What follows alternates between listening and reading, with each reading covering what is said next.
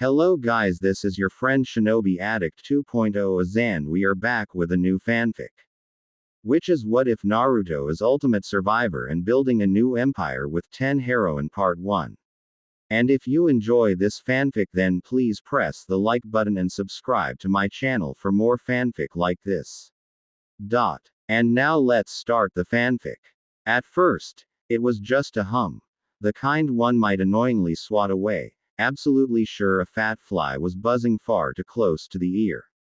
Mere weeks later, and for quite some time, the sound morphed into distant chatter. Hazy, like the final incoherent echoes of conversation. It had made, then, potential graduate student, Uzumaki Naruto constantly swivel his head like a whip, dead intent on locating this elusive chatter. He heard it everywhere.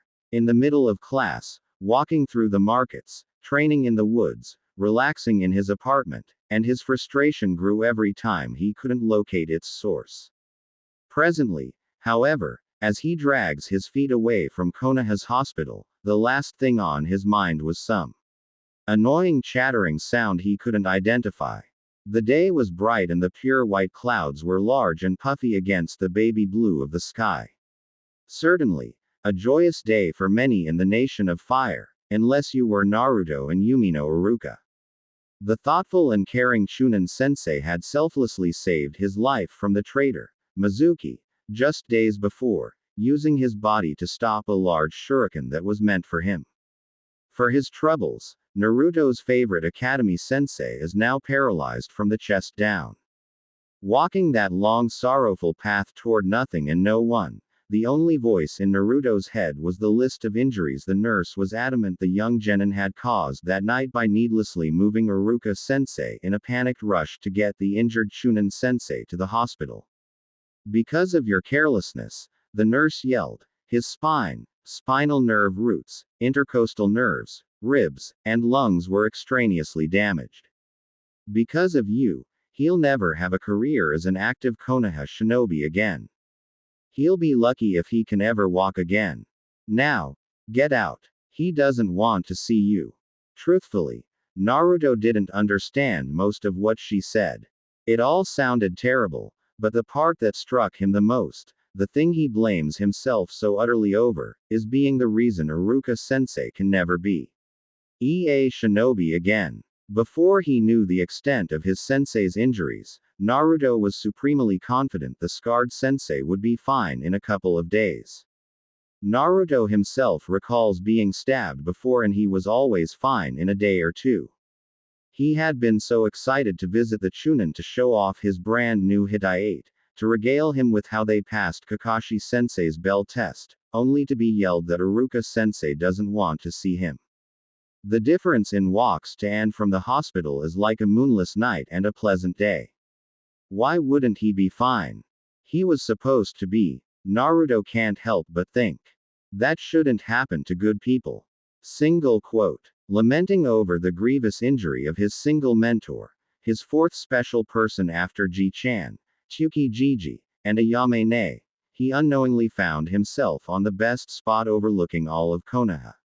Admiring the robust village, now cognizant of why the majority hate him and the thing inside him, He only fueled his need to make things right again, to desperately fight this horrible feeling in his chest from festering.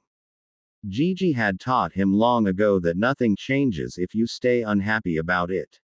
Smiling is contagious because happiness is contagious, Naruto recites, recalling Hokage Gigi explained to him after another crowd had hurt him.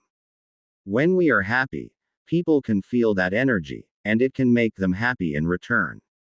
That is why I think the best weapon against hatred and loneliness is love and friendship.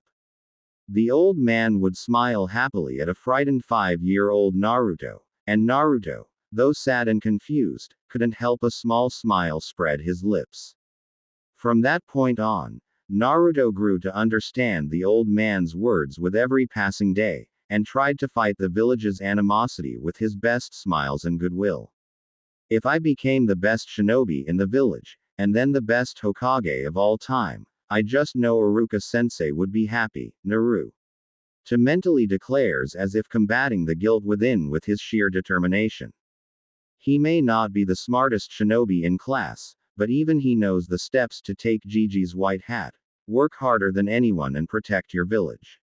I couldn't stop Mizuki Tem from hurting Iruka-sensei, but I won't let anything bad happen to sensei again. I know it. Nah. Rut. Oh. Naruto whipped around, hopping on his feet, looking for whoever called his name. It was faint, wispy really, but he's certain he heard it. Hello. He cautiously calls. Who's there? There's no response. After a few seconds of silence, Naruto straightens up from his guarded stance. Confident it must have been his imagination, he hops off of the Yondaime's stone visage to train, to make Iruka-sensei proud. Team 7's first meeting as an official Konoha squad isn't until next week, and with clenched fists, he's determined to be the best one in it. It won't be for nothing Iruka-sensei. Just you watch. He mentally pumps himself up as he dashes to his favorite training ground, Training Ground 28. It's a small thing compared to the better newer training grounds, or the older revered ones nearer to the center of town, but it's less likely to Avenue any shinobi already training in it. Using rotting, weathered targets hanging from various branches of several trees for his shuriken and kunai practice, he concentrates on attempting 6 simultaneous shuriken throws. He's gotten fairly good at throwing 2 shuriken per hand with decent accuracy, but 3 per hand is frustrating him to get right. As he's just about to release the spinning missiles, he hears it again. Naru. 2. It's louder, seizing his muscles for a split second and breaking his concentration, scattering his precious few throwing stars everywhere but on target. Ooh. WH who's there?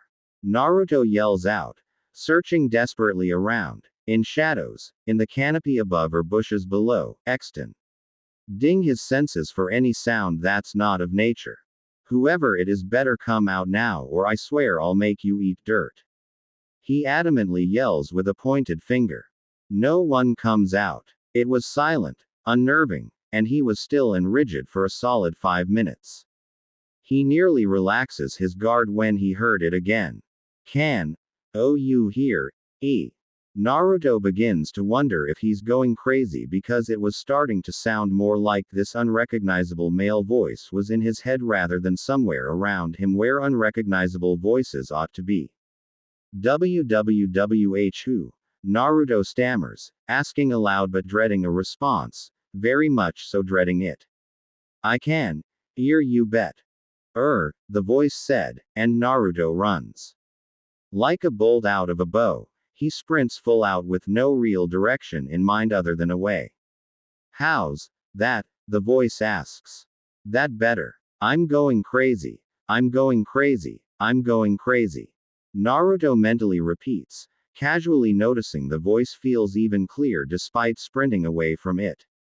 Feeling nothing but adrenaline in his legs, he runs flat out, making the trees look like a blurry paste around him. You're no going crazy, the young but deep voice states, interjecting his reply in Naruto's thoughts. Suddenly, Naruto ends his panicked sprint with a bit of a slide, ninja sandals ripping earth until he comes to a stop, shouting, wait a minute. Looking around the forest again, he asks, is this a prank? That you Konohamaru? Sasuke Tem? Kakashi Sensei? Whoever it is, you better believe I won't rest until I get you back 10 times worse. It's not prank, the voice says. Though that'd be pretty awesome prank.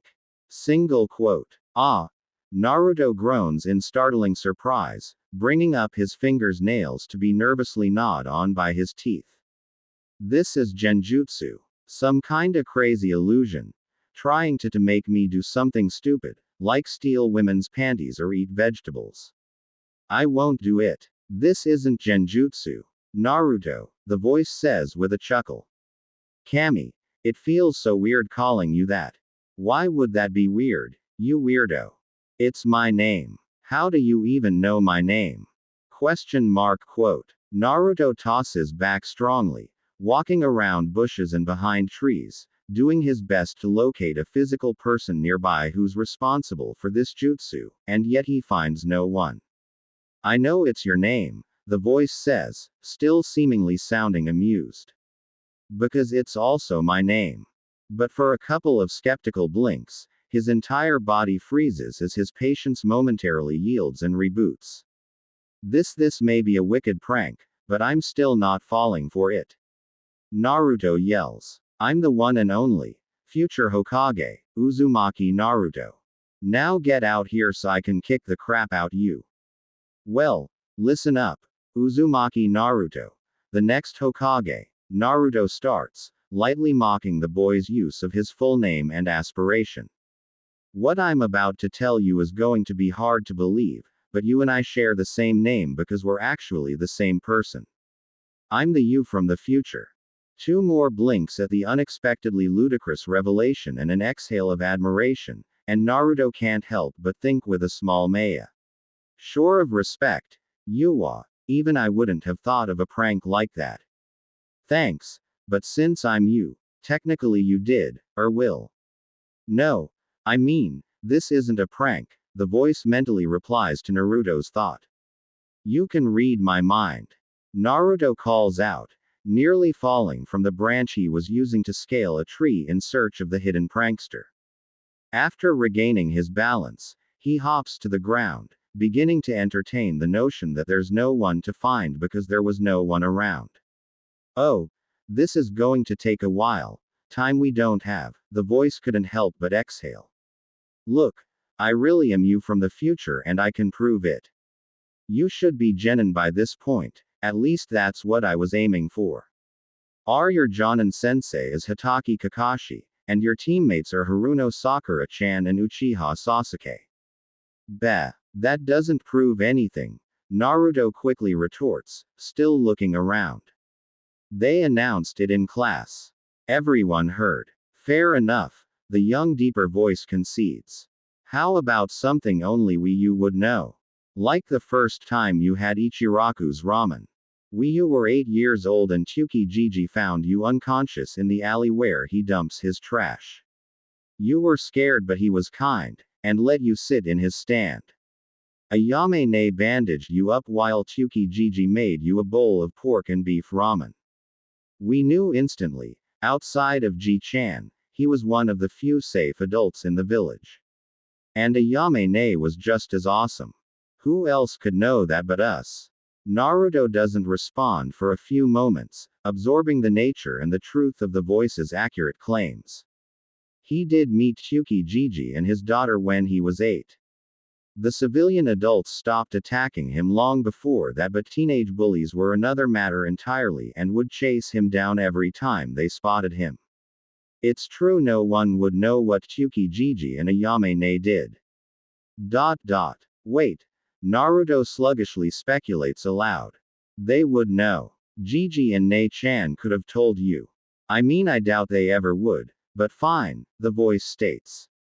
We're low on time, so I'll name a few things quickly.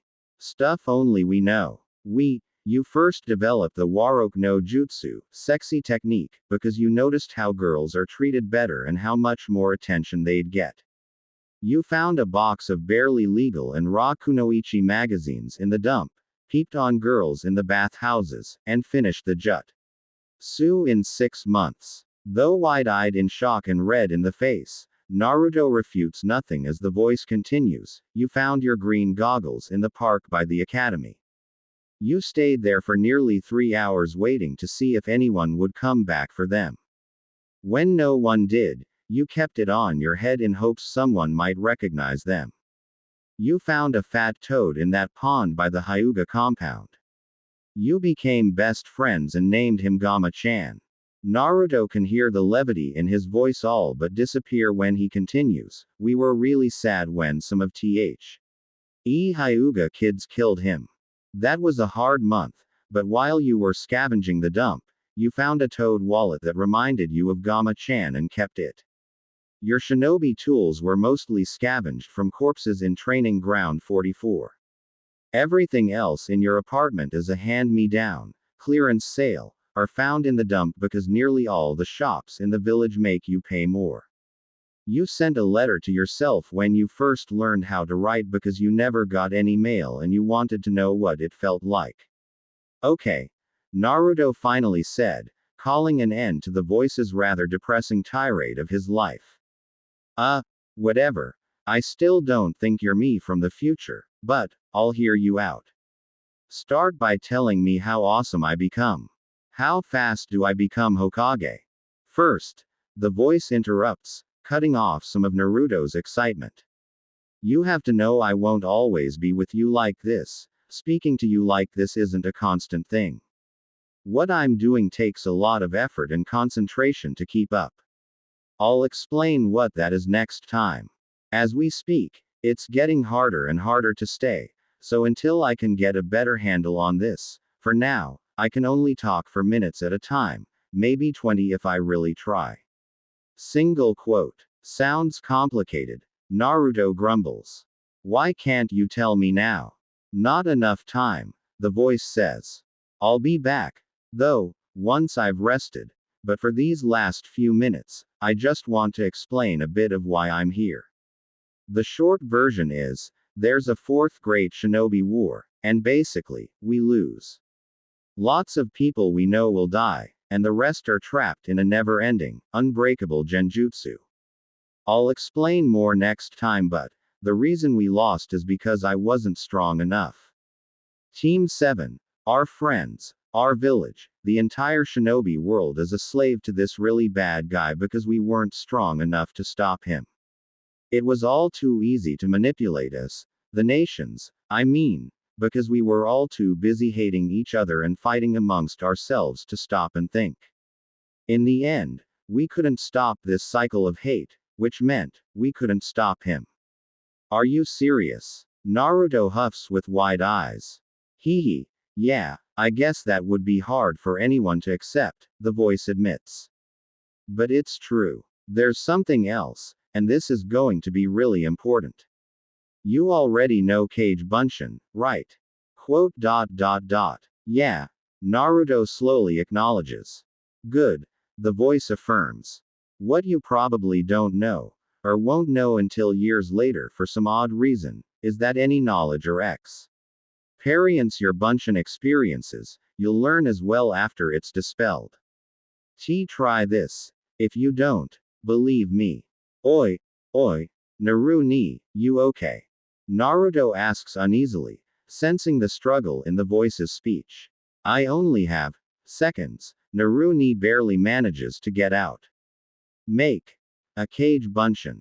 Make it talk to Chuki Jiji, or Aruka Sensei, somebody. Then dispel it. You'll learn every thing it learned. Quiet fills Naruto's expectation of further conversation. After several moments of silence, Naruto can't help but call out, Nay, Naru ni. Naru ni, you still there? Other than the wind breezing through grass, leaves, and branches, and the birds singing, Naruto is me. With silence. Head tilting to the side, Naruto scratches his smooth hairless chin, pondering everything that's happened. He questions the merits of this complicated prank, if he can even call it a prank. Humming inquisitively against the rustling sounds of blowing trees, he slowly reflects on the voice and how it knew things about him that no one else could know. Naruto was fairly sure if the voice continued, it would have only mentioned more anecdotes about his outcast of a life, so, it's either the most elaborate prank in the history of pranks, or meh. Naruto shrugs, forming the hand seals for the Kage Bunshin. He's always been a practical guy, not that he wouldn't love the brains to think his way through problems, but the academy pointed out to him a long time ago he just wasn't smart enough for that kind of rational approach. What's more, he isn't really doing anything dangerous, or suspect, like how Mizuki tricked him into stealing the scroll of seals. Kage Bunshin no Jutsu.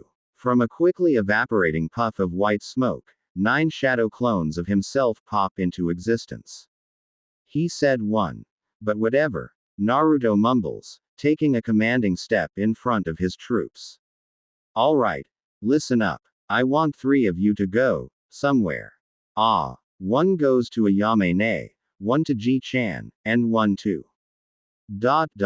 Uruka sensei. Break into his room if you have. Just see him. You can dispel after that. With little more than a quick look between the 9, 3 immediately break off.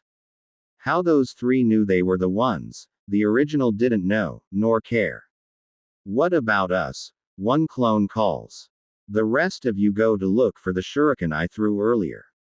When you find one, leave it there and dispel. I guess I'll learn where it is. Yosh. The rest of the clones call, fists in the air, and Naruto watches them rush off to get to work, all the while SHR. Inking a bit at what he's heard. It's not every day you're told the fate of the entire shinobi world rests on your shoulders, much less failed when it mattered.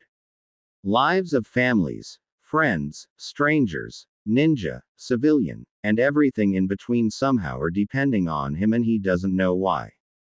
Ji-chan is the strongest person he knows. Why wouldn't they rely on him instead?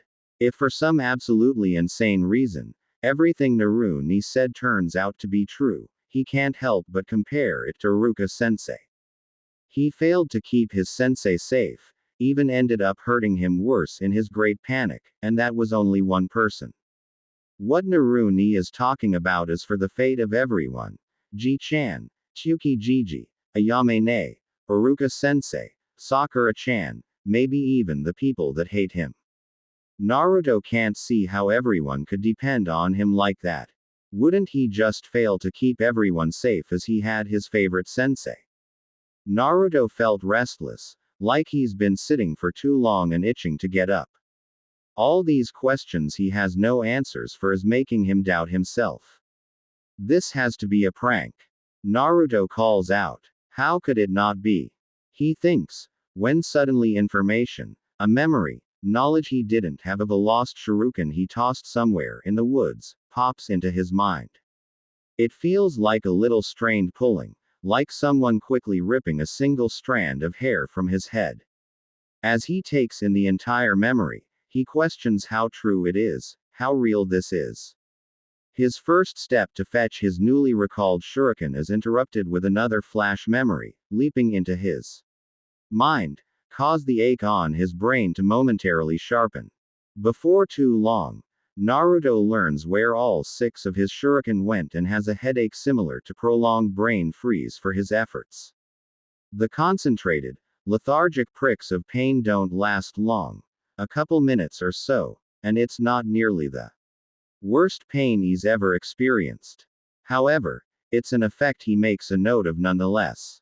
With all his worn throwing stars in his pouch, the first of his shadow's conversations floods his mind.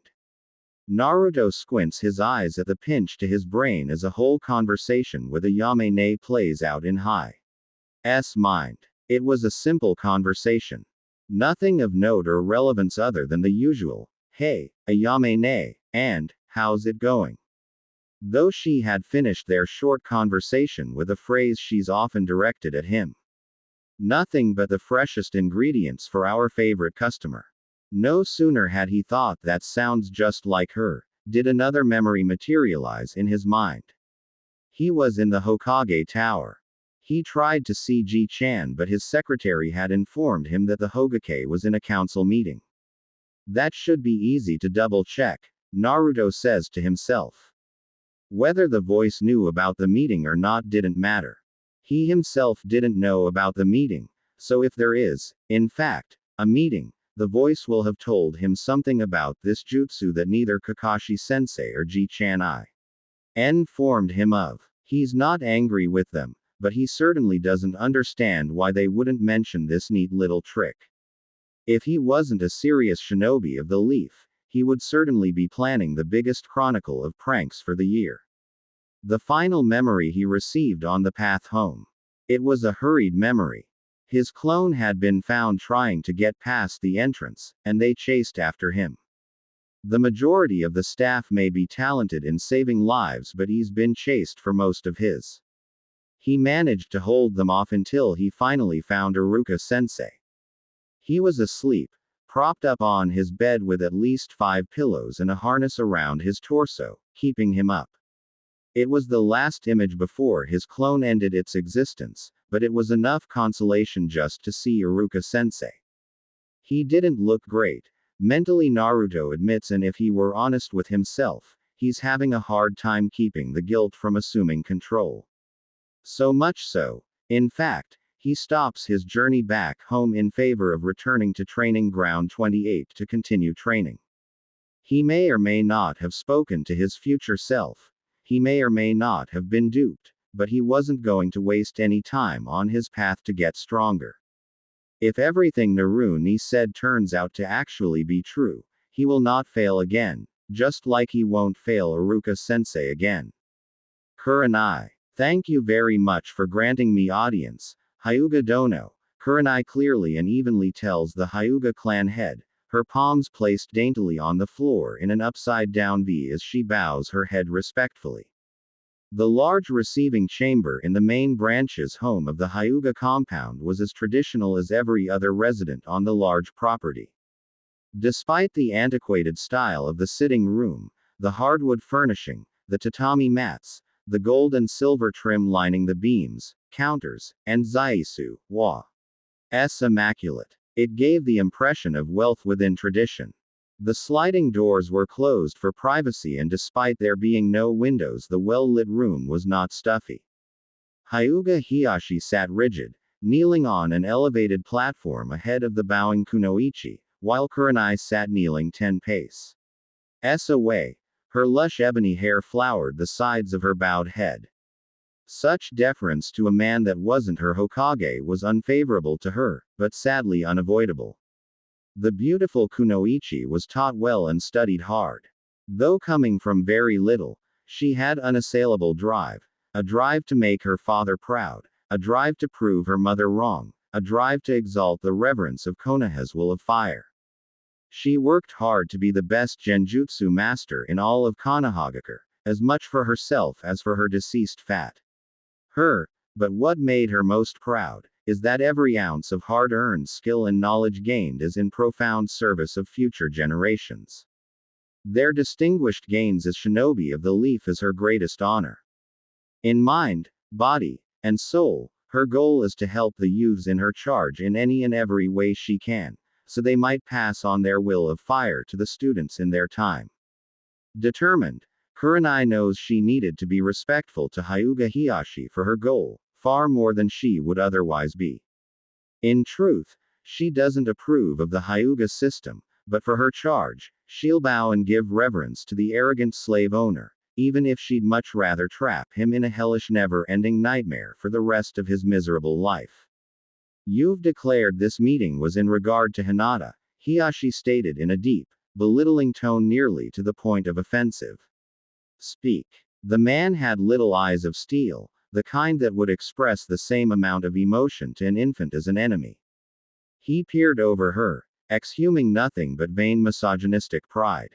Now that he's spoken to her, Kurenai raises her head to meet his brass gaze and address him. As you are no doubt aware, I am your daughter's Jonin sensei.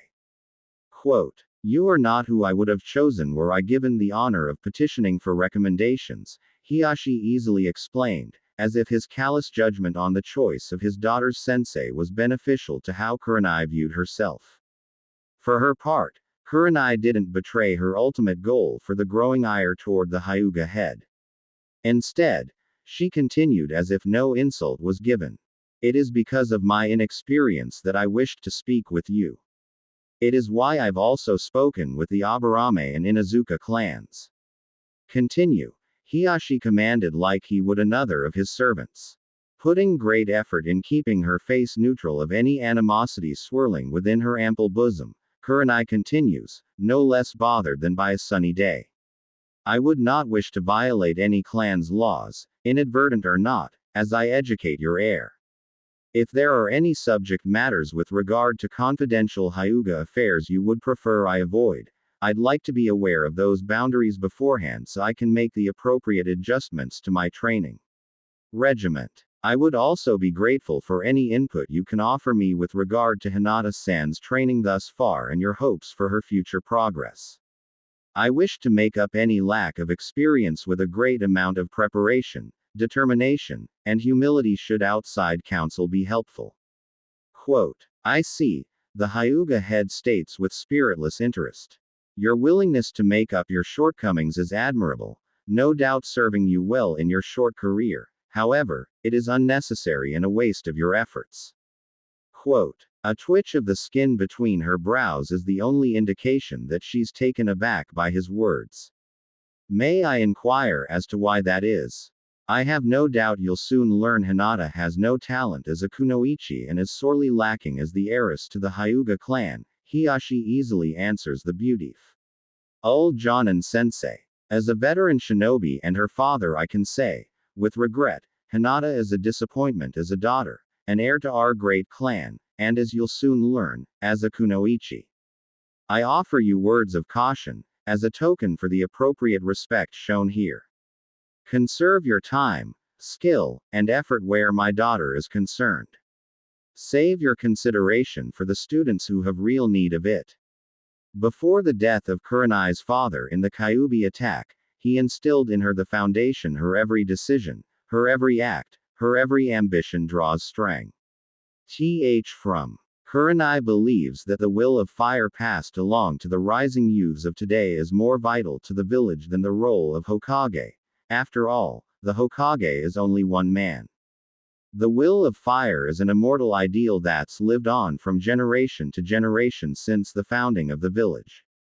It was her absolute imperative to serve her village, her home, by instilling this value in those shinobi of the leaf that need it, Anko being a prime example of that. When everyone else shunned her, feared her, reviled her very name for her association with Orochimaru, Kurenai extended a friendly hand and honest friendship. A decision she's been happy with every day since. For the Hyuga clan head to disregard his own flesh and blood, and disrespect the future of this village to such an extent, Kurenai had to bite the inside of her red lips hard enough to draw blood to keep from losing decorum. And failing her mission, she still had need of formal civility, and more than anything, she won't allow him his way. I understand your position, Hyuga Dono. Kurenai starts evenly if not slightly more sweetly than earlier. However, I've had the opportunity to witness her abilities and I am confident she can make a great addition to Konoha's forces. I am most grateful and honored for your advice. However, I have faith that Hinata-san will flourish in the future as a kunoichi, and if I may be so bold, as the Hyuga clan's heir. Your confidence gives me pause for concern, the pompous clan head drolls. If you've indeed witnessed Hinata's skill level and still claim that she will make a fine kunoichi of the leaf, then I question your competence. Hanabi has defeated her in every exchange.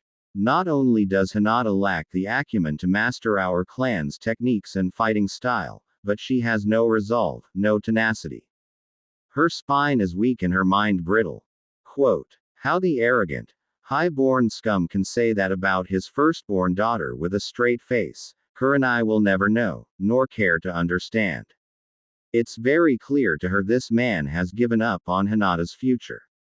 From everything she's heard, what she's been told, as well as watching Hinata herself, Kurenai certainly expected a domineering figure, imposing in his reproachful role as a founding clan of the village, but this goes far beyond Hinata's timid selflessness.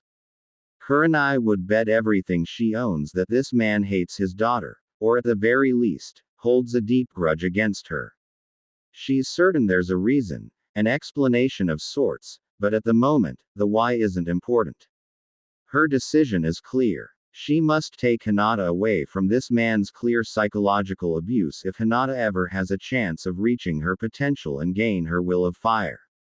Soon, Hanabi will enter the academy, and exemplify the true strength of the Hyuga clan, Hiyashi proudly states with even a high NT of affection. As for your request, Hinata is capable enough to keep clan affairs to herself.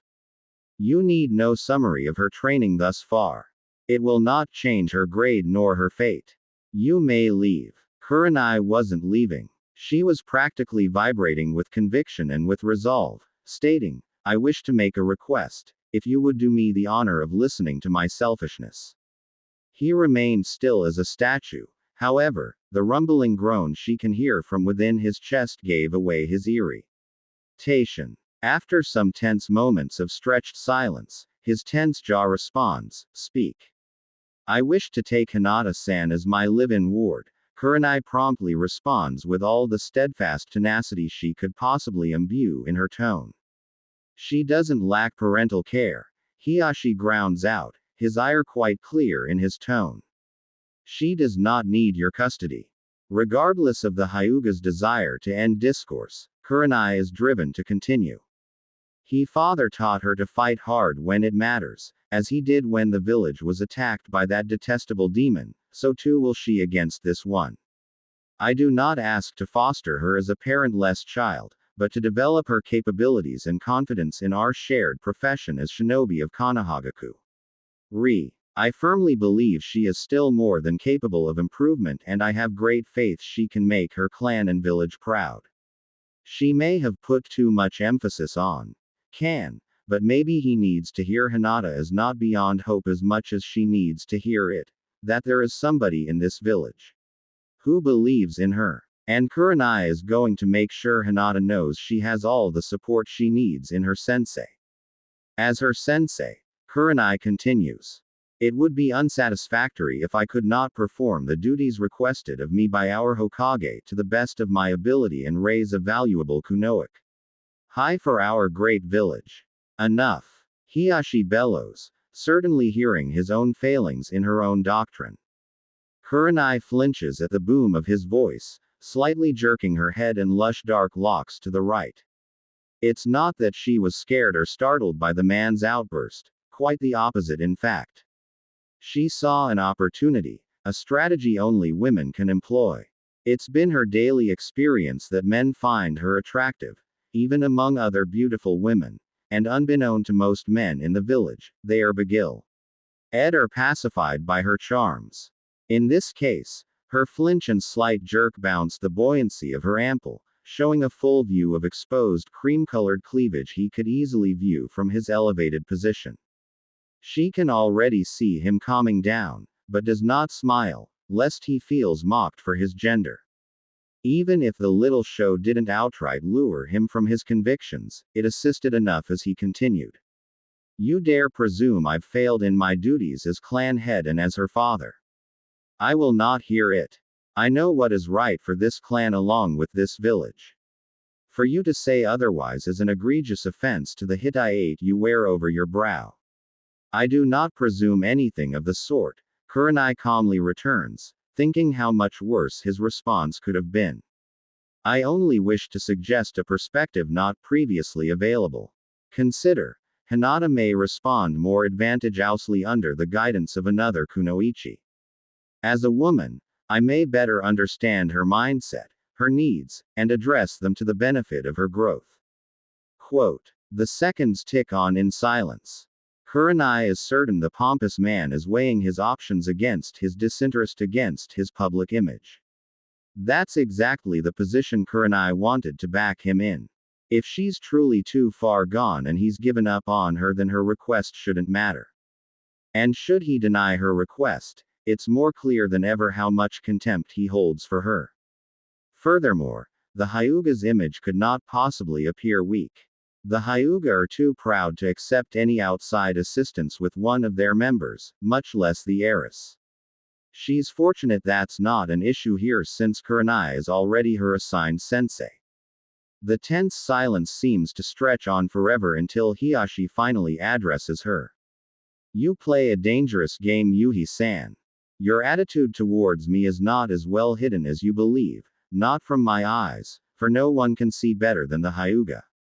Regardless of your childish beliefs, you have a duty as her sensei. If it is professional prerogative that Hinata needs supplementary lessons, I will allow you to take a vested interest in her growth. As the head of this great clan and her father, I am not so proud that I would deny my daughter additional aid, no matter how misplaced it may be. However, If I see no significant form of improvement by the end of the Chunin exams, Hanabi will succeed her as heiress. He didn't have to say the rest for Kurenai to understand what's at stake. The Hyuga clan needs only one heir. Like Hizashi before her, born only seconds after Hiyashi, Hinata too will be branded with the clan's cursed seal, despite being born of the main family branch, a fate no better than slavery by many accounts. You paint a lofty picture of my daughter, the man continued almost snidely. Let it not be said that I did not give you the opportunity to realize such passionate claims. It would be an undue waste to challenge the time stipulation, but she won't simply take such a concession lying down. She's never been the type to roll over and show her belly, not since her father. No, for her students, she'd slit the man's throat without hesitation. With just as much tenacity as she's demonstrated thus far, Kurenai continues, to further aid her progress, I request she stay with me in my home. It is a simple 3-bedroom home in the Shinobi district with all the amenities necessary for training. Almost with a tooth-grinding growl, he responds, you may house her for the week at your own expense. As for the weekends, unless she is training or on a mission, she stays with her clan. Kurenai promptly bows, the cool steel of her forehead protector touching the back of her hands placed firmly on the floor. Thank you for your time and consideration, Hyuga Dono. Choji, waiting patiently behind a wood beam within the large traditional home of the Akamichi clan, Choji watches his mother speaking with Nara Yoshino-san by the doorway.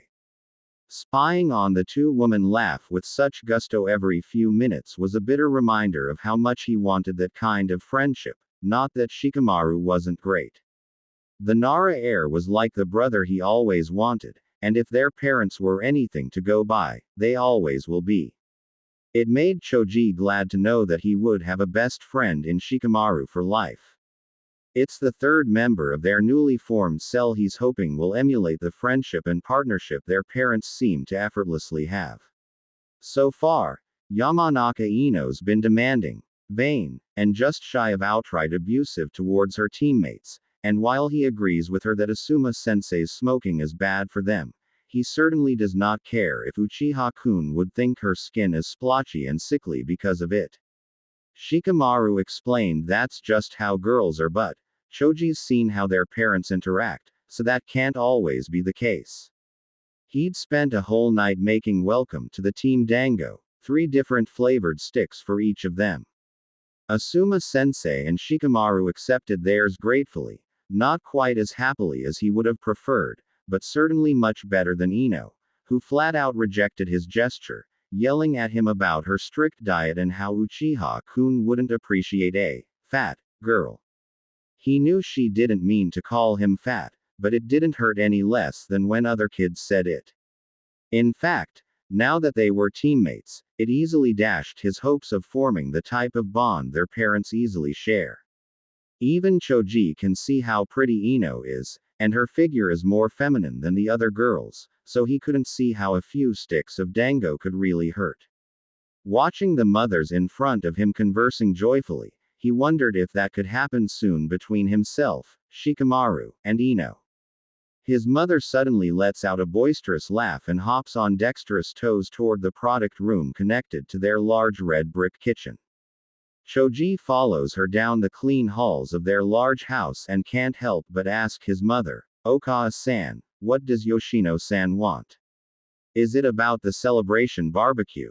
His mother slightly tilts her head towards him as she continues to walk forward, answering, no sweetie, that won't be until this weekend. Yoshi-chan just needed to pick up a pill is all. Quote. Walking through the large brick kitchen, feeling the wall of heat before a single step was taken, Choji generously asks, do you need any help? I can carry it for Yoshino-san.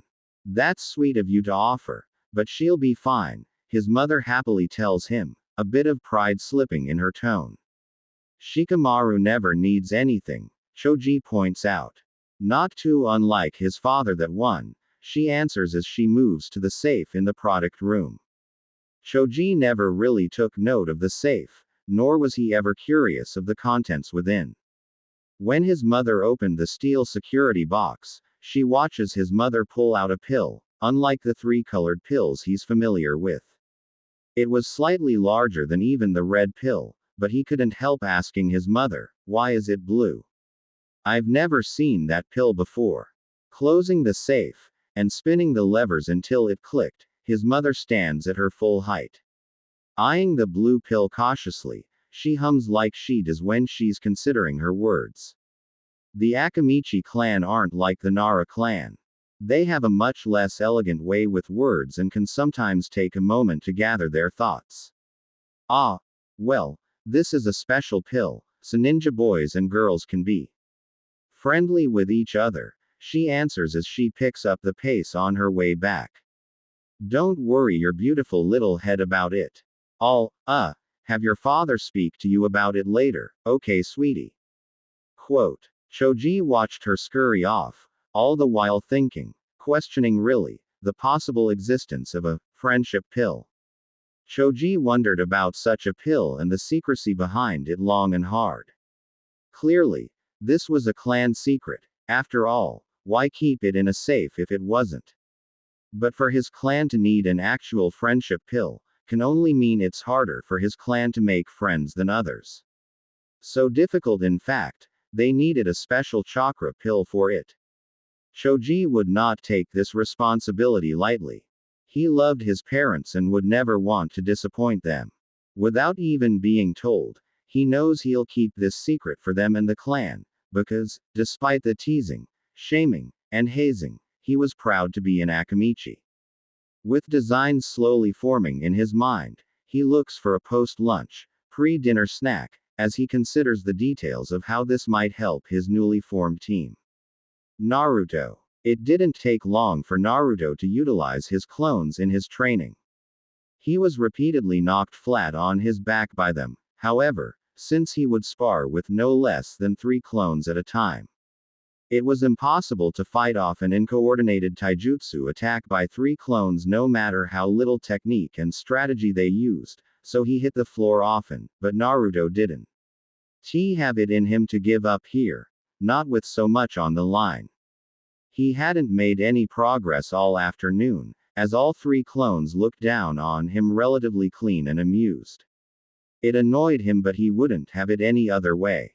It was the voice, Naruni for lack of a better name, that helped finally knock one of his clones on their back. Facing off against the clone in front of him, doing his best to match, block, or parry strikes, but leaving his back wide open to attack, he hears a, "Hey," that seemed to be behind him. Naruto blocks the clone in front with a tense forearm, while sending a blind kick behind him. At the solid contact, Naruto counters the clone in front of him in a grapple before dispersing all 3 clones. Naru-ni. Naruto calls out slightly out of breath to his surroundings, before recalling that the voice is in his head. Still, to the energetic blonde, it feels far more normal talking aloud than it does thinking conversation between himself and his future self. You back. Haha. Naru-ni, huh. The voice in his head laughs. Now that Naruto hears it, the voice's voice does ring fairly close to his own. It's deeper, more mature, yet with a hint of playfulness. So I take it you believe me? Nope. Naruto flat out states. But I don't think you want to hurt me, and I wanna know more jutsu and stuff. So, what else ya got? Haha. I can get behind that, Naru-ni remarks, no less amused. We don't have a lot of time, so I'll explain your training first. After that, if there's enough time, I'll tell you more about what happened. MNHMN. Naruto sounds in complete approval. This is going to be sweet. I can't wait to burn Sasuke Tem to a crisp with fire jutsu. The look on his face, Naruto calls out laughing at the prankster's vivid imagination. Huh. I can almost see it, Naru-ni comments. Well, listen up because every second counts. Single quote. Hi. Naruto yells enthusiastically. The most important thing you'll ever learn is chakra control, Naruni asserts. Now before you start complaining, you need to understand that this is like the backbone of every awesome jutsu you use. Think about ramen without the delicious broth. It's like that. Kakashi Sensei is going to teach you chakra control in, let's see, have you guys started your first D rank mission yet? No. Naruto answers. After we pass the bell test, he said we'll start in a week, so MNN, quickly checking his fingers, 6 days from now. Then he won't actually start teaching you guys chakra control for a little over 2 months, Naruni states with an annoyed huff. This is vital stuff, man. Now that I think about it, Kakashi Sensei should have known you could learn this a lot faster than Sasuke. Really? Naruto yells boisterously. Hey, now, I may not be using my ears to hear you, but that still hurts. Single quote. Sheshesh. Sorry, Naruto returns. We're going to be using a training method a lot of other shinobi don't try because they either don't have the chakra reserves for it, or they die. Naruto's neck stiffens and his eyebrows shoot up as Naruni continues. The reason why it'll be okay for us is because we have large reserves, and on top of that, we heal really fast, so our brain won't pop. Naruto lets out a sigh of relief and Naruni continues to explain. Yash, are you near a tree? At Naruni's behest, they move to a secluded spot deeper in the forest to train as the future Naruto explains the idea behind chakra control and how he can learn tree walking faster than anyone due to his Kage Bunshin. Well, not everyone, he corrects himself. Sakura-chan got it on her first try. She's got scary good chakra control. Alright Sakura-chan. Naruto bellows, taking a break as his clones kept trying to climb the tree, with very little success. I always knew she was special. She even beat the Tem. Yeah, she's got the best chakra control out of all of us, Naruni fondly replies before seriously stating, you know, we're going to have to help her out. She may have wicked chakra control but her reserves are pretty low, and more than that, she told me a bunch of times how she wished she trained more seriously when she was younger. Yash. Naruto quickly agrees with him. This is going to be great. When she sees how much stronger I am, she's definitely going to forget about that Tem and go on a date with me. I'm fired up. I don't think we can help her like that, Naruni sadly tells the blonde boy. Huh, why not? Naruto can only tilt his head up since technically there's no one to turn to. Answer me this, who does Sakura love right now? TCH. Naruto spits his answer, both of them acutely aware of the black-haired, self-proclaimed, Avenger. That's only because she doesn't know any better. Whether she has good reasons or not, it's still her choice to make. Just like no one can tell you who to love, no one can tell her who to love, Naruni slowly expresses. But that's not fair, Naruto calls out. He doesn't even like her. All throughout the academy, he barely looked at her. How can she be okay with that? He thinks he's so much better than everyone because he's an Uchiha and a little better at some things, but he's not. Quote. Listen, Naruto, I want to ask you something else and I want you to answer me honestly, Naruni maintains. Do you love Sakura-chan? Damn right I do. The boy quickly answers without a moment's hesitation. She's the best and the smartest, and even though she's not from a ninja clan, that didn't stop her from being the top kunoichi in our class. What's her favorite color? Naruni asks, pulling Naruto up short. When he couldn't answer, Naruni continues, I guarantee you it's whatever color Sasuke likes. Her favorite food is probably whatever Sasuke likes. From her style to what she eats, everything about what she does has Sasuke in mind. Naruto turns contemplative and uncharacteristically silent. They both are, but Naruni is the first one to grow anxious enough to ask, you still there? Quote. MNN. Why are you telling me this? Naruto whines. It's really bumming me out here.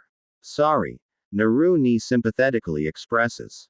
But the reason why I asked if you love her was because I already know you do. Then why? Naruto interrupts but is quickly interrupted himself. Because I'm going to ask you to do something you won't like but will be better for her. Huh. He tilts his head, lost as to what he means. Naruto, I want you to love her enough to help her get strong rather than trying to impress her to be your girlfriend or go on dates. Right now, she doesn't know how strong she can really be because she's doing everything for Sasuke. It's like trying to study when you can only think about ramen. Ah, Naruto quickly understands. It's impossible to learn anything like that. Quote, right now, she barely trains, spends most of her time on her looks, or studying topics she thinks Sasuke would like. It would be better if she were training to get strong so she can protect those she cares about, but she's just not there yet, so we have to help her realize that quicker. Trust me. You think she's the best now. Wait till you see her destroy a cliff with her fist. Ooh ah. That sounds absolutely perfect. She already has a wicked strong punch, Naruto happily says. So how do we get her there? Quote, I have a plan, but it all depends on you not pushing her with dates and stuff. I know that'll be hard since we've always loved Sakura-chan, but I promise you it's going to make her better. And later, when you see how proud she is of how awesome she is, you'll be happy you did this for her. Single quote. Quote. If it's for Sakura-chan, I think I can do it, Naruto confidently states. If it'll make her strong, I'll do anything. Hell yeah, we will, the voice eagerly agrees. Alright, now let's get back to training. We got a long way to go and I don't have much time left. Can you at least tell me how you're talking to me from the future? Naruto asks. You believe me now? Naru jokingly asks. No, I just want to hear your explanation, as all, Naruto slowly reasons. Fine, but remember to keep this to yourself, Naru ardently suggests. You go telling people you're talking to a voice in your head that's from the future, they'll call you crazy and commit you to the insane ward. If you're lucky. Got it? Naruto nods apprehensively. They probably wouldn't believe me anyway. Well, remember the unbreakable genjutsu I mentioned before?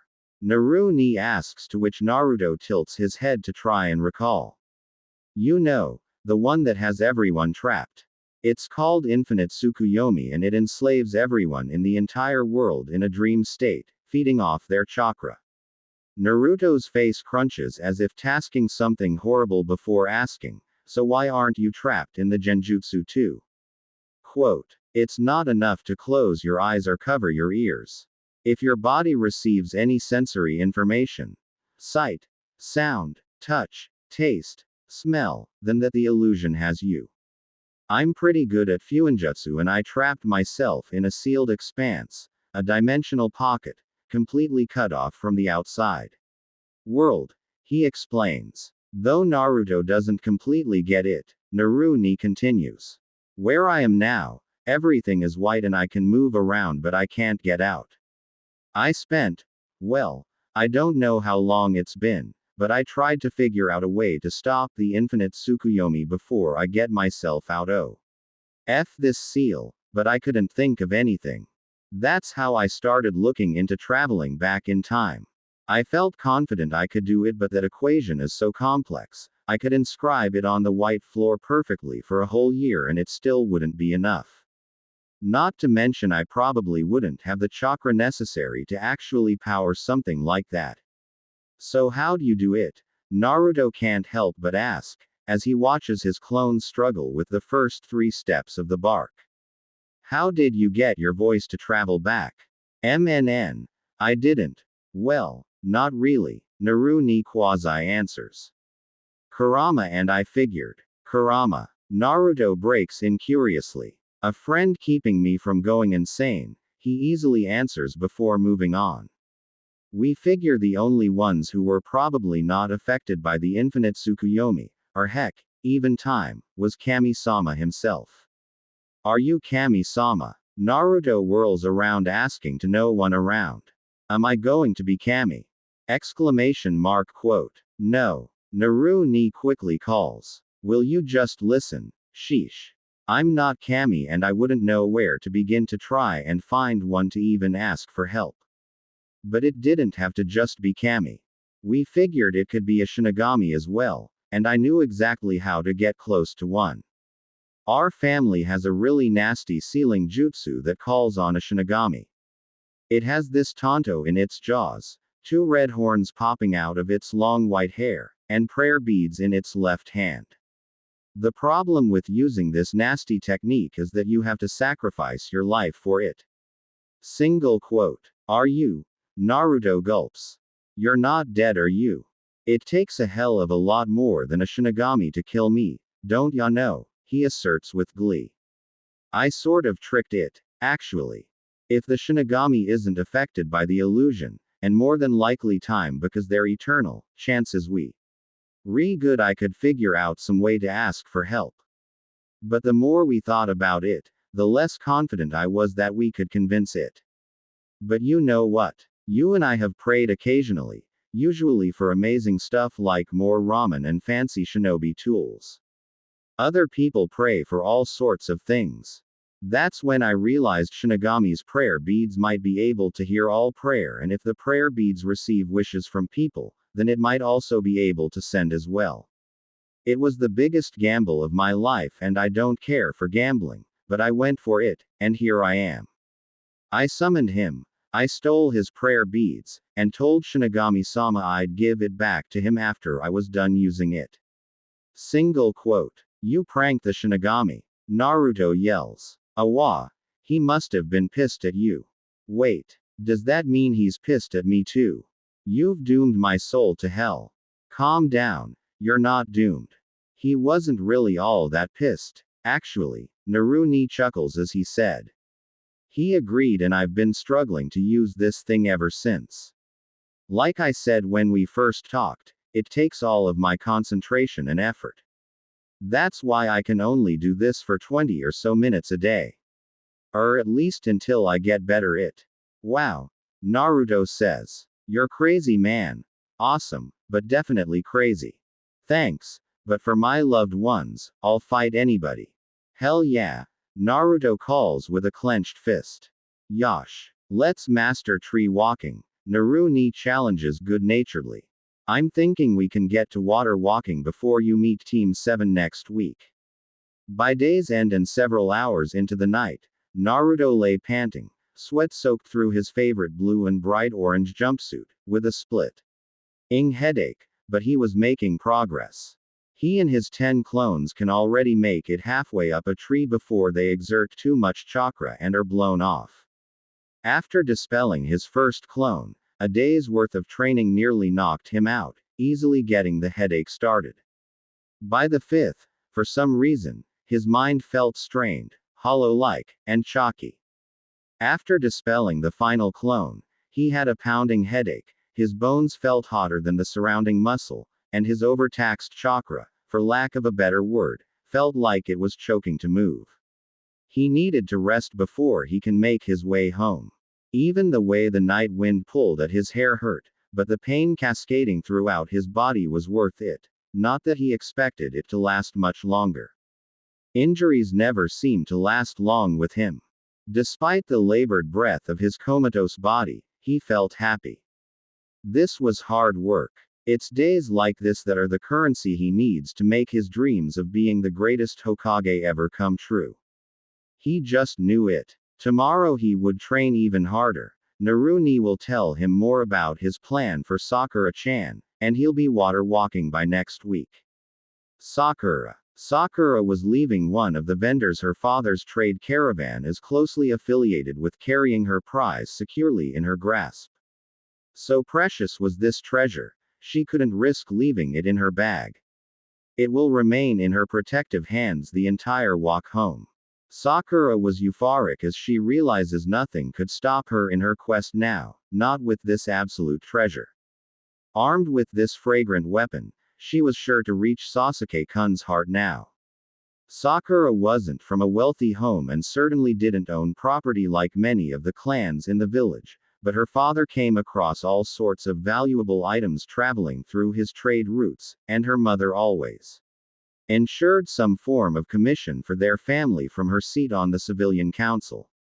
Her father came across the latest silks, tools, wardrobe, and other odds and ends he finds throughout the country, and now, clutched in her strong grip, the most sought-after bottle of perfume in all the Elementa L nations. Every kunoichi or civilian girl with a man in her pure heart has read about its amorous properties in one or all the beauty magazines.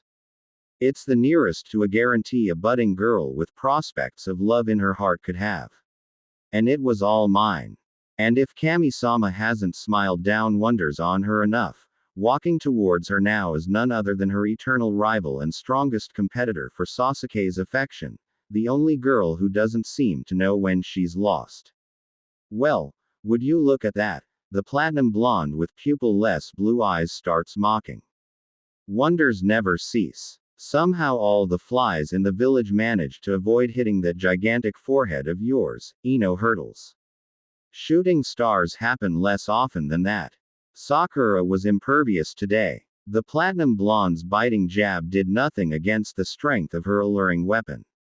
Sakura allows a wide mischievous grin to spread her cheeks till they hurt, actually causing the beautiful blonde to become cautious. Slowly, and quite deliberately, Sakura raises the incredibly distinctive, highly sought-after expensive bottle of perfume with the showmanship of her delicate hand. It was a tiny thing she could easily hold between her thumb and index fingers, but the effect was as immediate as it was glorious.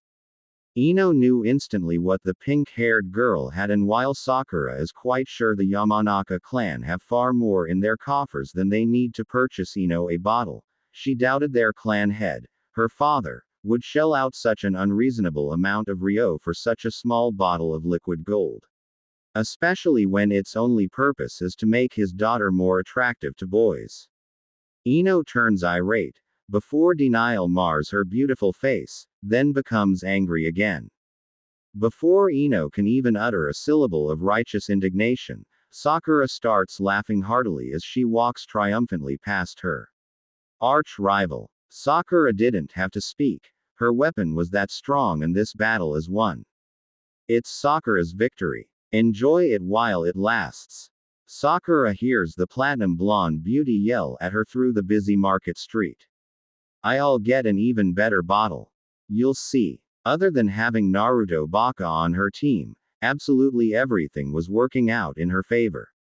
Sakura hadn't seen Sasuke-kun since they passed Kakashi-sensei's bell test last week, so she was more than looking forward to seeing the perfection of his beautiful face and the amazement of his kami-given ninja talent tomorrow.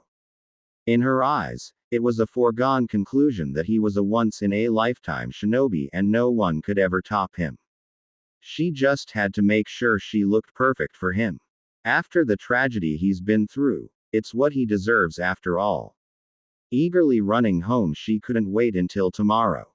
She absolutely needed to prepare, and the more time she had, the better the results will be. She had thought to spend some time training and honing her skills.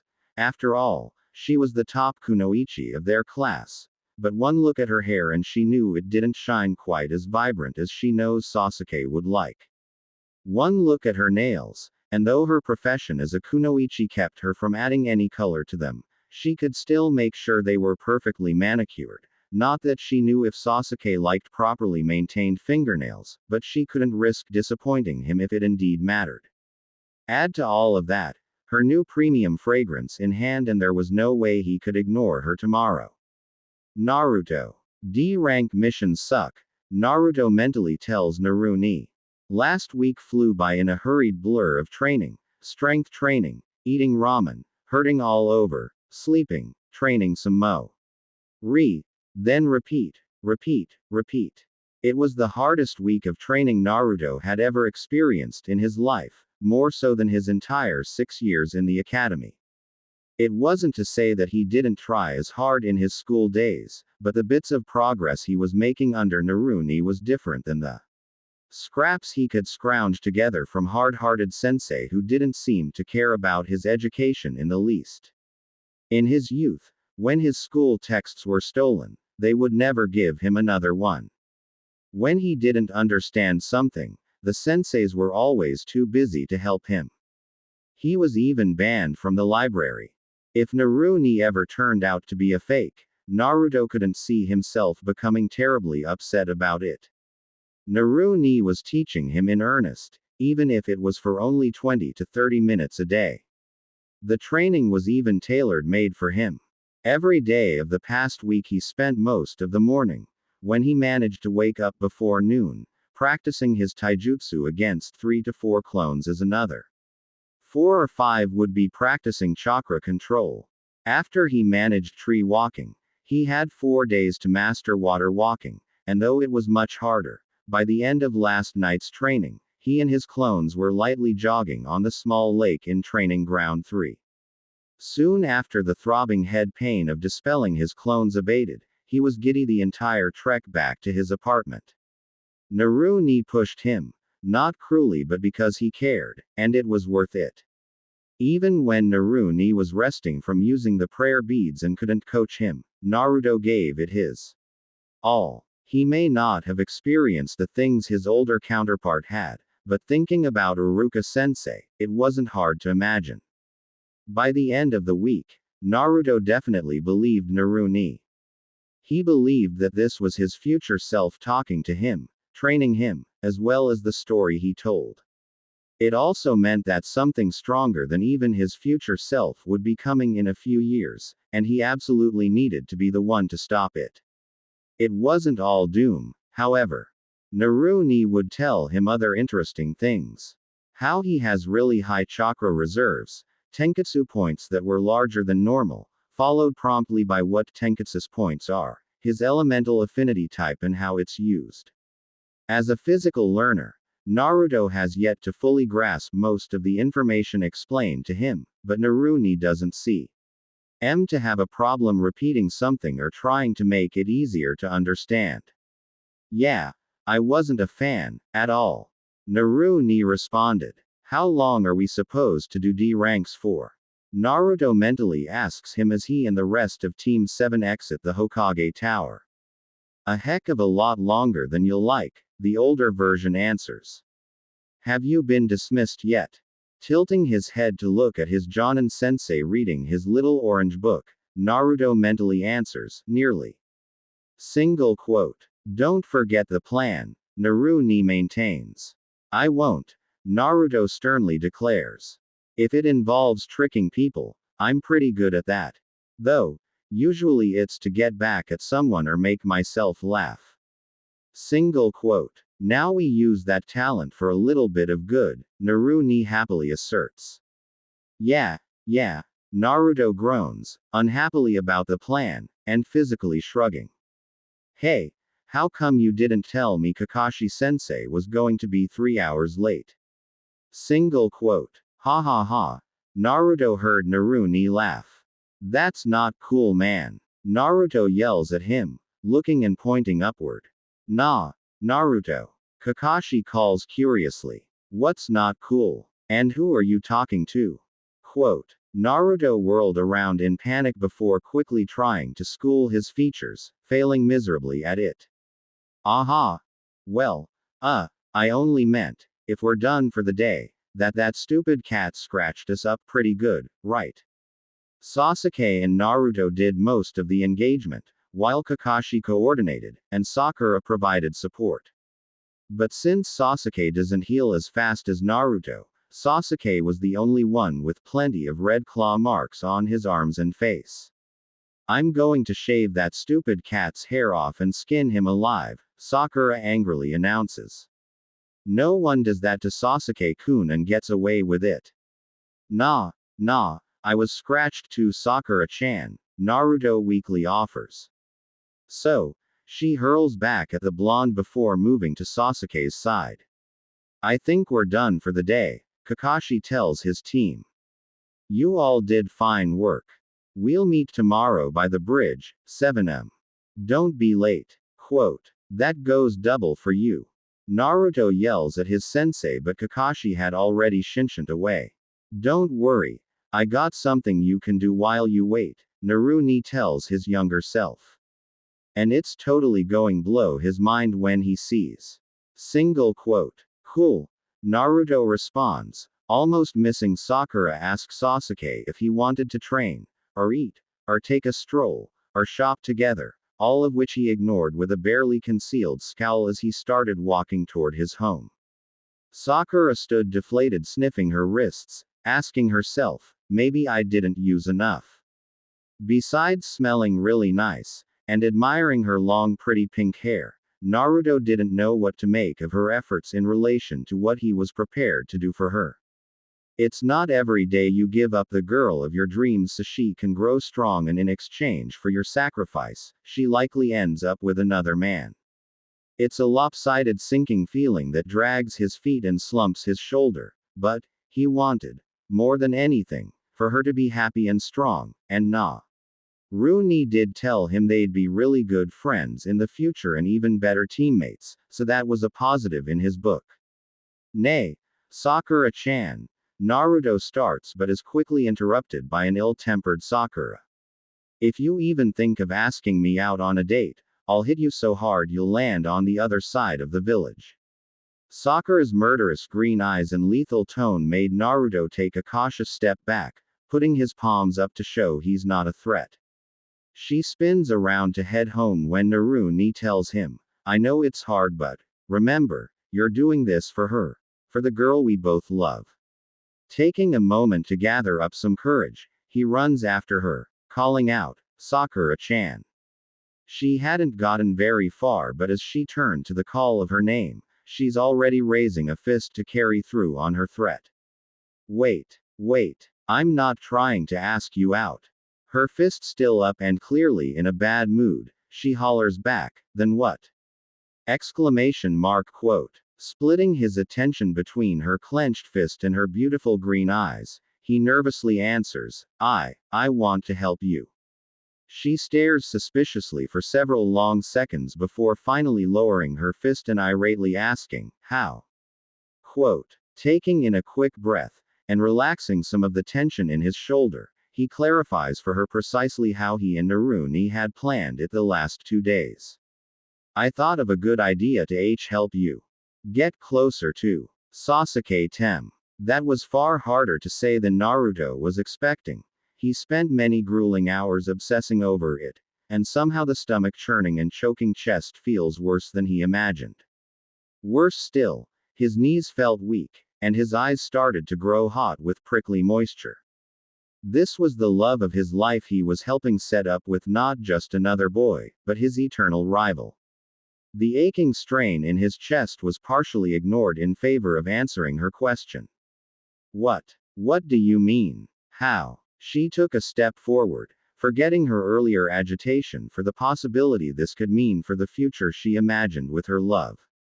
She was fully expecting to be a snarky brat for the day and drive her parents crazy after the perfume seemed to fail, but maybe there was hope of turning her day around, even if Naruto Baka was the reason for it. Okay. First, Naruto started, rushing to get this day over with. He's already planning on a full contact brawl fest against as many clones as he can make. He even makes a mental note to give them clear instructions to beat him to a bloody pulp, certain that no matter how badly he was beaten or broken, it wouldn't hurt as much as this. Do you know what chakra control is? Quote. Of course, you idiot, she tells him, using her near-eidetic memory to recount to him. It's the ability to sufficiently control and conserve your chakra. They taught us that in the academy. Really? Naruto genuinely asks. I don't remember that. That's because you're an idiot who can barely remember what side of the kunai is sharp, she hurtles back. Ha, you didn't have to say all that, he weakly tells her, covering the sting of her verbal jab with a weak smile, though she doesn't seem to care.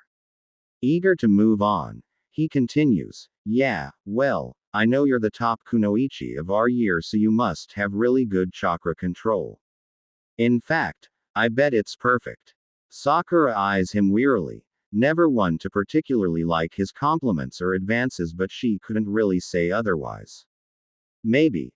She simply states, I've been told I have good control over my chakra, but aside from the leaf concentration training, we hardly use any jutsu in the academy, so I can't be sure. Why? And what does this have to do with Sasuke-kun? Quote, everything, he says with a strained smile, doing everything he can to appear happy to help her even though he was dying inside. I got the perfect way for you to put your hands all over him, and the best part is, he'll be happy you did.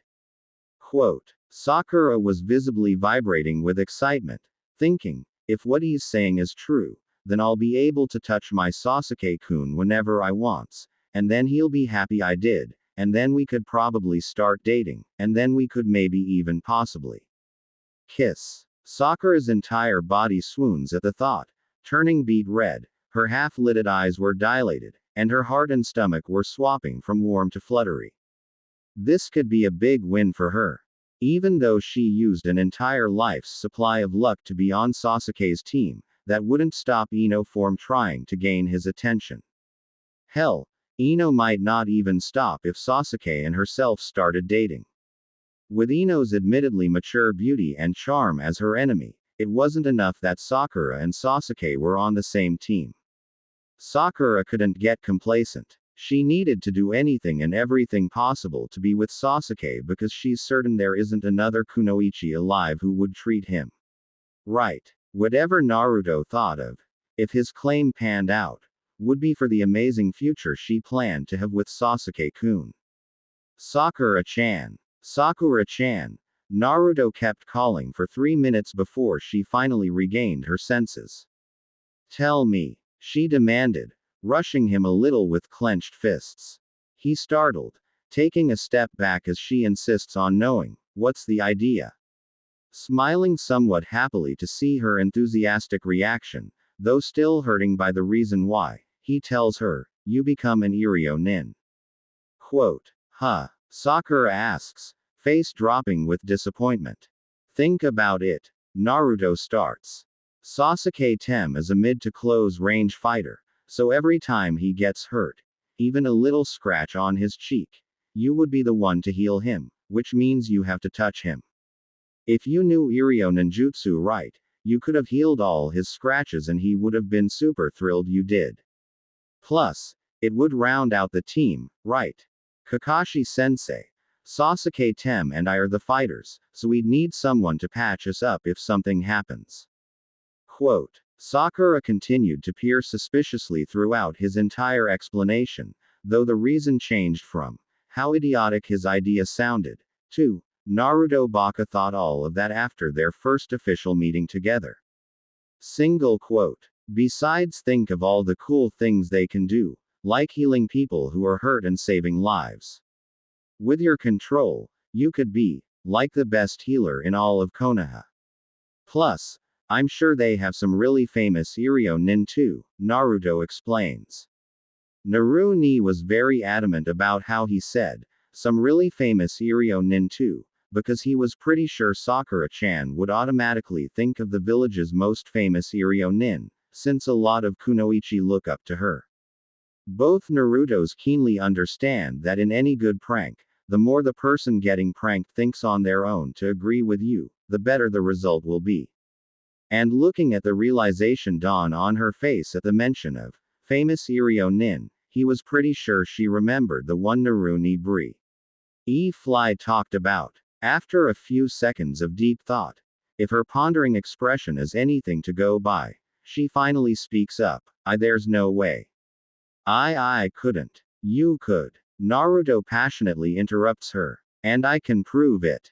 Now completely flabbergasted by the annoying blonde, Sakura can't help but gripe, how? Come on, he calls as he runs over to the nearest tree. After she catches up to him, he tells her, I bet you anything you can tree walk on your first try. That would definitely tell you if you can do it. I don't know how to tree walk, Naruto, she returns genuinely. Kakashi-sensei hasn't taught us that. He hasn't taught us anything yet. Even if he didn't teach you, I still think you can do it. Naruto returns his enthusiasm for training Drivi. Ing the point home. All you have to do is focus a steady amount of chakra to the bottom of your feet and use that to stick to the tree so you can climb. If you use too little, you'll slide off. If you use too much, you'll get shoved off and break the tree. Think of it like a magnet. Come on, give it a try. Remember, this isn't just for the team, it's also for Sasuke Tem. He sighs at the anguish, but she doesn't seem to notice. With a determined look on her face, she nods and turns to the tree. Generally, Sakura is accustomed to learning new techniques with the direction of a sensei, and not an idiot like the one beside her, but for Sasuke-kun she's more than willing to try this at least. Because if this was as possible as Naruto seems sure it is, then maybe she could use this to get closer to Sasuke-kun than any other kunoichi could, especially her rival, Ino Pig. Molding her chakra has always been as easy as stretching, and she effortlessly manipulates the flow of energy to her feet. Her first step is a tentative one. She did have to admit, however, that a small part of her liked the prospect of moving in a direction similar to Tsunade-sama of the legendary Sannin. Like many kunoichi in the village, Tsunade-sama was a heroine of hers. She grew up hearing stories of her strength, her legendary healing ability, and her beauty.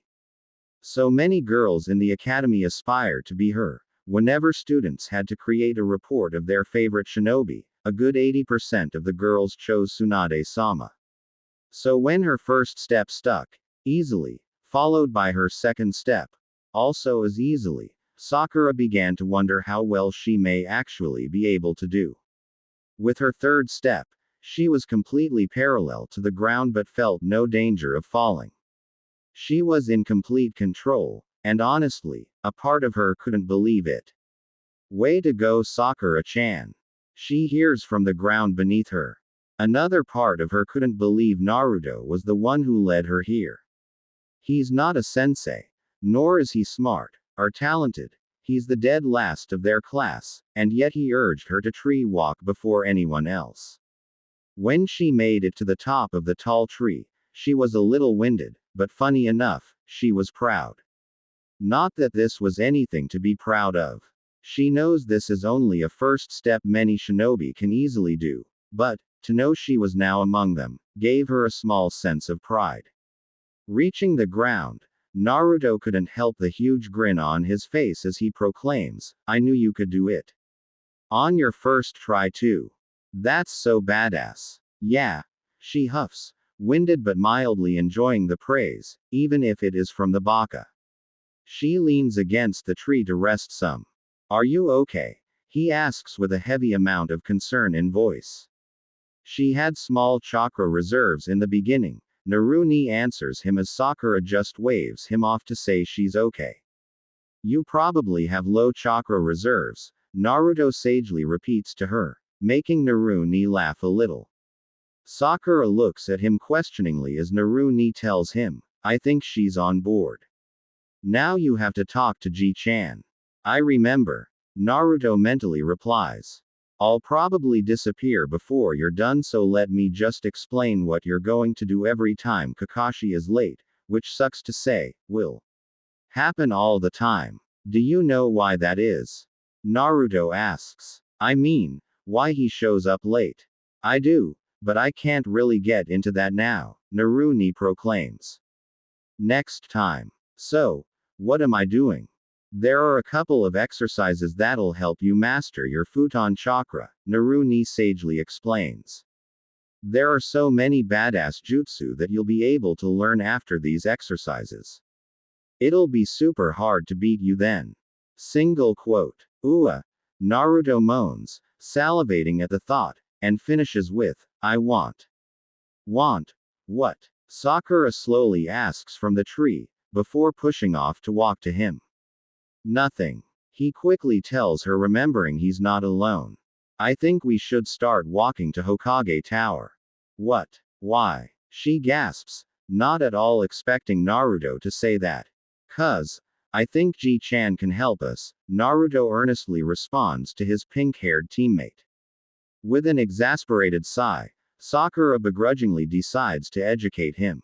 Naruto baka. We can't just walk into Hokage Tower like that. Everyone there is extremely busy. Don't worry, he tells her, already starting to walk. It'll be fine. Besides, you need some intro stuff to be Iryo Nin.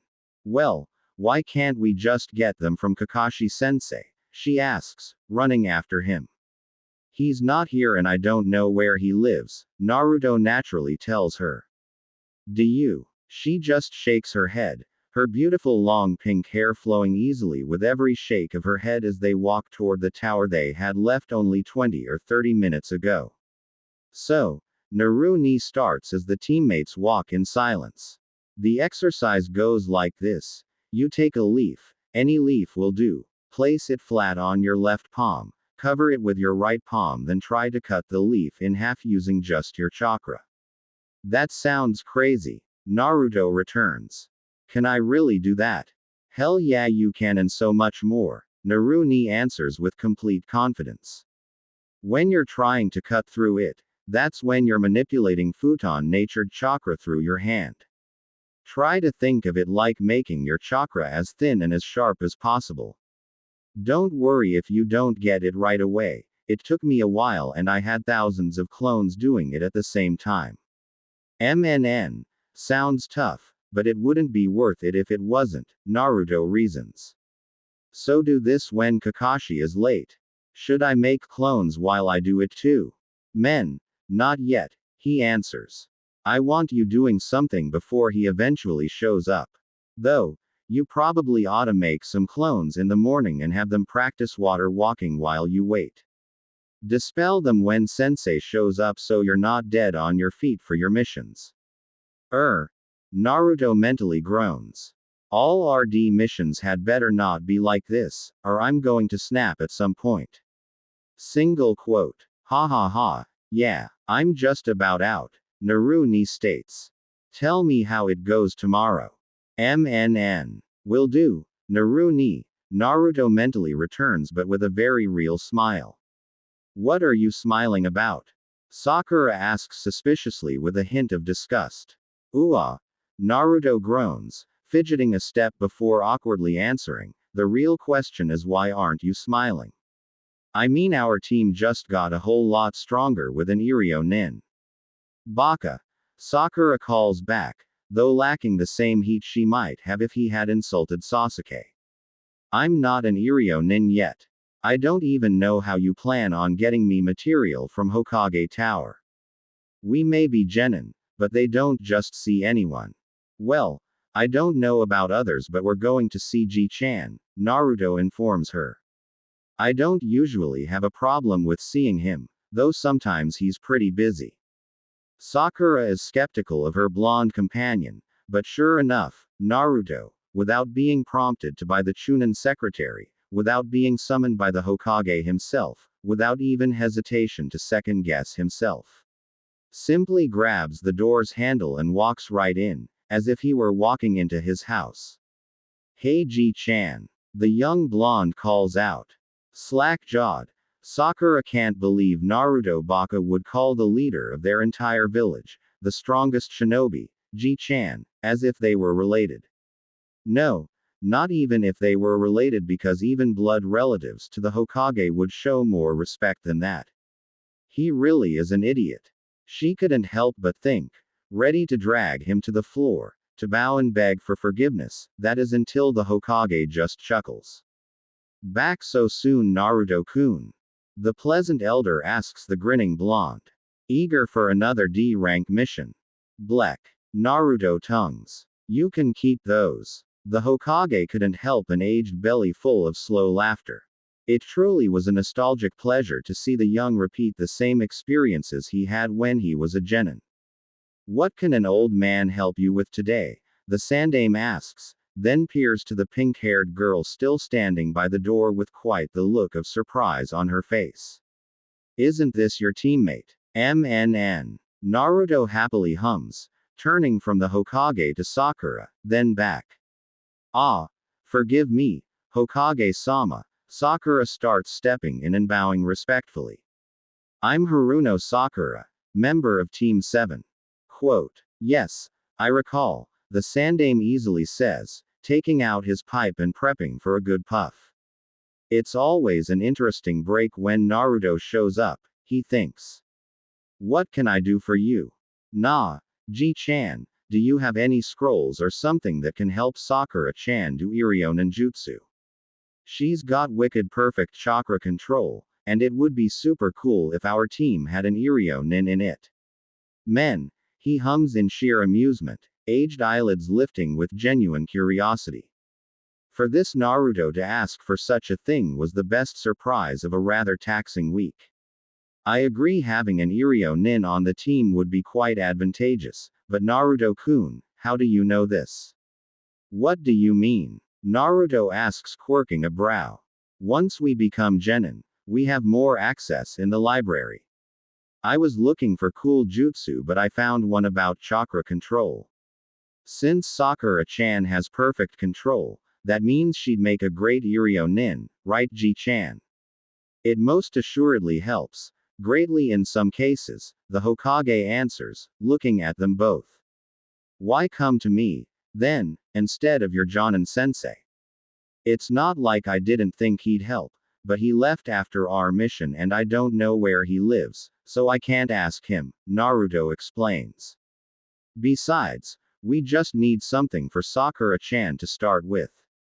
She's got like a perfect memory, so I bet she can remember things better than I can, he finishes with a smile.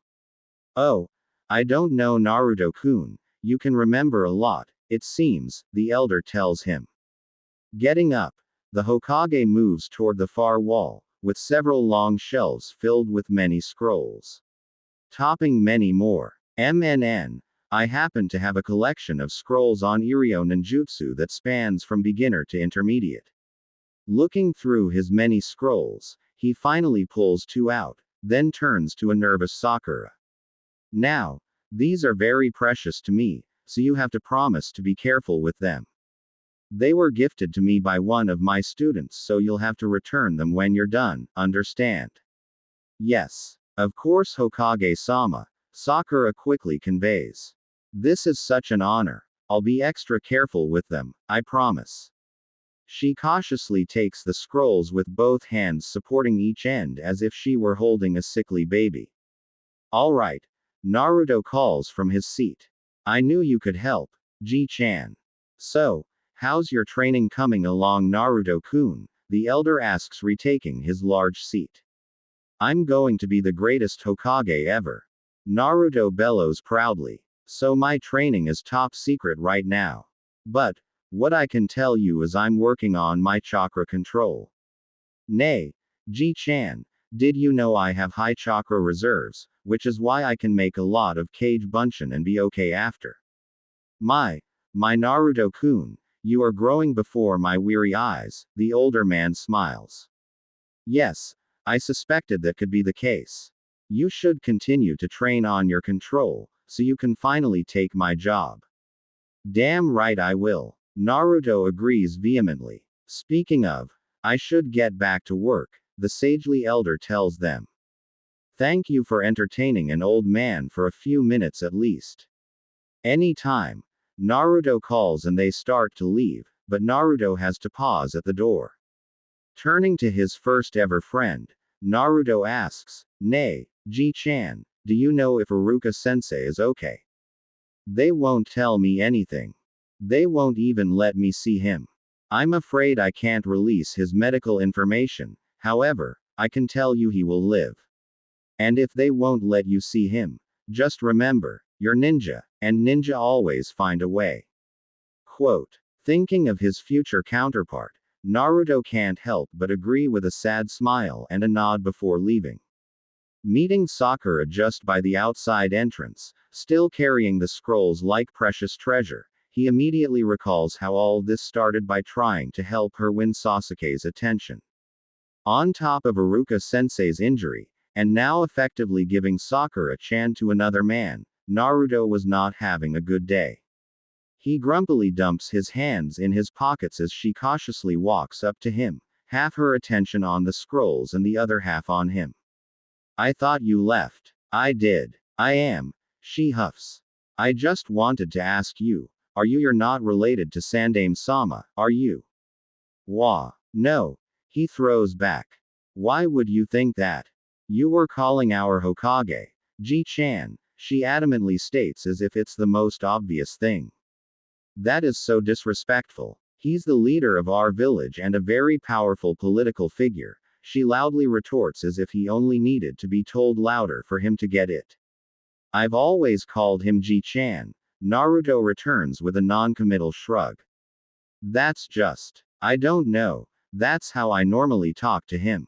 Further confused, she follows up asking, how often do you talk to the Hokage? MNNNN, he hums, tilting his head up to the bright blue sky, thinking back. More so when I was younger, but I'd say at least twice a week, now. Sometimes once every 2 weeks if he's really busy. You're lying. Her instant reaction quickly says. Wah, I'm not. He defends, his brows furrowing in disbelief rather than anger. He can stand a lot, but he doesn't think his own teammates should call him a liar. I wouldn't lie about that. You have to be. She throws back. He's the Hokage and you're nothing but a dead last baka. Quote. The shock could not be clearer on his face, one that quickly transforms into sad resignation. That's just another layer to the type of day he's having. He woke up late for the meeting, but his own sensei was over 3 hours late. Then there was that awful D-rank mission, followed by this gut-wrenching plan to help the love of his life win the heart of another man, and now this. The girl of his dreams thinking so little of him, she couldn't even recall being in the Hokage's room not 5 minutes before while he chatted